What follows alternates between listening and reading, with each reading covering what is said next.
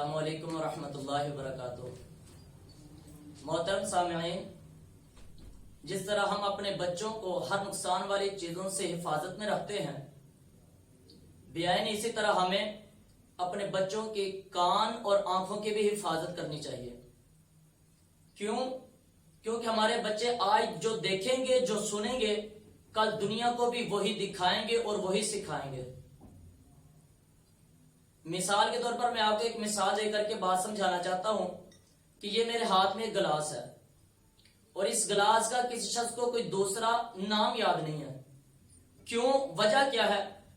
इसलिए कि जब हमारे बुजुर्गों ने भी बुलाया तो उन्होंने भी कहा कि बेटा गिलास लेकर के आओ। वालिदा ने आवाज दी तो वालिदा ने भी कहा कि बेटा गिलास में पानी लेकर के आओ। उस्ताद ने बुलाया तो उस्ताद ने भी कहा कि बेटा गिलास लेकर के आओ।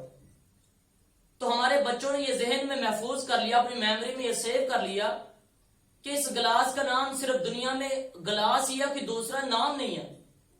जबकि हकीकत यह है कि इस गिलास के दुनिया में 3000 से भी ज्यादा नाम है।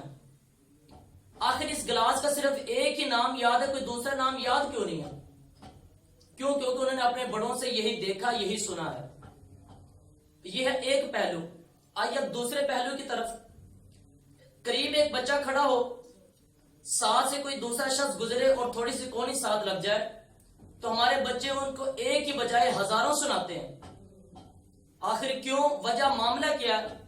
गिलास का कोई दूसरा नाम याद नहीं है और उधर एक की बजाय हजारों सुना रहे हैं। क्यों?